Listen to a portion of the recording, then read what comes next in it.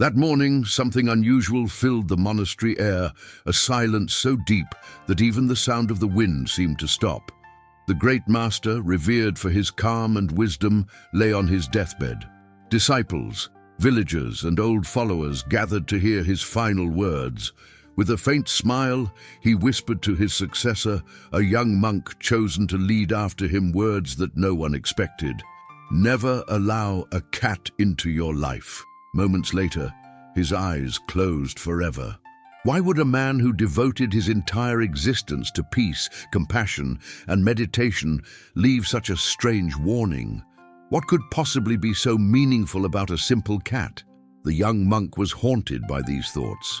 Could this be a metaphor, a hidden message, or perhaps a test of understanding? The words sounded simple, yet something within him said they carried the weight of a lifetime's wisdom. And before we move on, let me ask you something. Have you ever received advice that sounded meaningless, only to realize later how profound it truly was? Or have you ever made a small decision, something harmless, almost invisible, that ended up changing everything? If so, then this story is for you. If what you're about to hear makes you reflect, don't forget to like this video, subscribe to the channel, and share it with someone who might need a gentle reminder from life itself. After the master's passing, the funeral rites filled the monastery with chants and incense. Yet even as the sacred fire burned, the young disciple couldn't quiet his thoughts. He repeated those words endlessly, "Never allow a cat into your life." Days passed, and his confusion grew heavier.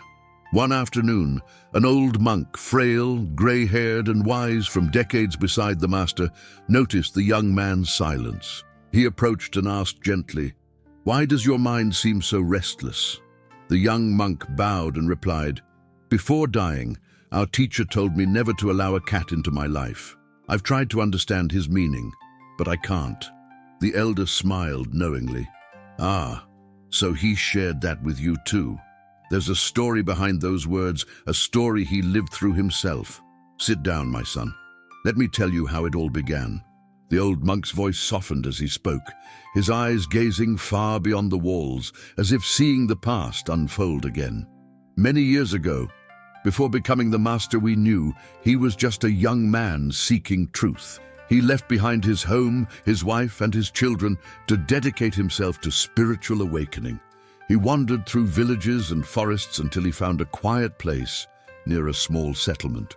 There he built a simple hut made of bamboo and began a life of meditation, surviving on food given by kind villagers. The people admired him deeply. His calm presence brought comfort, and his wisdom guided them. Out of respect, they built him a small cottage near the edge of the forest. His possessions were few: 2 robes and a wooden bowl. But one day, a new problem disturbed his peace. Mice began to sneak into his hut at night, chewing holes in his clothes. He mentioned this to a villager who cheerfully said, "Why don't you keep a cat? It'll take care of the rats." The suggestion seemed reasonable, and soon the monk had a cat living with him. The rodents disappeared, and harmony returned, but only for a while. Now the cat needed milk, so every day the monk went to the village more than once to ask for milk. Seeing this, one villager suggested, "You should get a cow. That way you'll have milk for yourself and for the cat." Again, it sounded logical, so the monk accepted. The villagers gifted him a gentle cow, and for a short time, everything seemed balanced. But the cow required grass and water. The monk found himself spending hours tending to the animal. Slowly, his meditation hours shrank. His once quiet life became filled with chores. Feeling troubled, he shared his frustration with the villagers again. One of them said, "Master, this isn't right.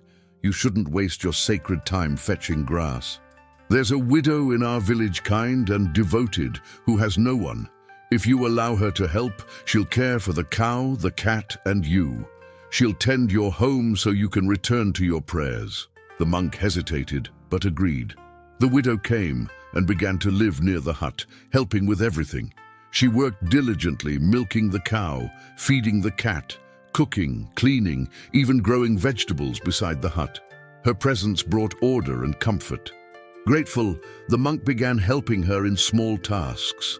Their conversations grew longer. Their laughter came easier. They began to share meals. Slowly, without noticing, gratitude became companionship, and companionship turned into affection. The days flowed into seasons, and love bloomed quietly where solitude once reigned. In time, their bond became intimate. The widow became pregnant, and soon a child was born. The monk, once detached from the world, now worked daily in the fields to feed his family. Meditation gave way to labor, serenity to exhaustion. One evening, as he sat watching the sunset after a long day's work, he whispered, "What happened to me?" He thought about his vow, his renunciation, his path toward enlightenment, all gone, replaced by attachment and responsibility. Then, like lightning, realization struck him. Everything began with the cat. The old monk paused, his eyes steady on the young successor. When the master told you never to allow a cat into your life, he wasn't talking about animals. The cat was a symbol, a metaphor for the first indulgence, the smallest distraction that seems harmless, but grows silently until it owns you. He leaned forward and continued, "That's how the mind works. It doesn't destroy you in one moment. It whispers softly, just once. It's nothing, but that's where the trap begins. When you give your mind permission to wander toward desire, it asks for more. Before you know it, what once seemed innocent becomes a chain around your soul." The young monk listened, stunned by the truth in the story. The elder's voice grew firmer. "Even the greatest fall starts with something small, a thought, a temptation, an excuse. People say they'll watch just one video, eat just one unhealthy meal, skip prayer just once, and then, suddenly, those small exceptions become habits. Habits become patterns, and patterns build the cage. The mind is powerful," said the old monk, "but it's also dangerous when left uncontrolled. A disciplined mind can lift you to the highest truth, but an undisciplined one will bury you in illusions. Think of it like a fast car without a steering wheel full of speed, but with no direction. That's how a mind without discipline operates, impressive yet destructive." Silence filled the room again. The young monk lowered his gaze. He finally understood that his master's final words were not strange at all. They were the very essence of wisdom. "So," he whispered, "the cat represents the first surrender of the mind." "Exactly," said the old monk, smiling. "The cat is not the problem. The permission you give it is." That night, the young master lit a single lamp in the hall and sat cross-legged in front of it. The flickering light danced on the walls as he meditated until dawn. When morning came, the sun illuminated his face, and for the first time he felt truly awake. He had discovered that enlightenment isn't about rejecting the world, it's about mastering yourself within it. And maybe that's the real message for all of us. Every day, small cats sneak into our lives, distractions, desires, excuses, comforts. We think they're harmless, but they grow quietly until they own our thoughts, our time, our peace. The danger is never loud. It's subtle. Guard your mind. Choose awareness. Don't let tiny indulgences control you. Your freedom begins the moment you stop feeding the things that steal your focus. And if this story touched you, share it with someone who might be letting their cat, their small, silent indulgence, rule their life. Leave a like, subscribe, and remind someone today that the smallest choices often decide the biggest destinies.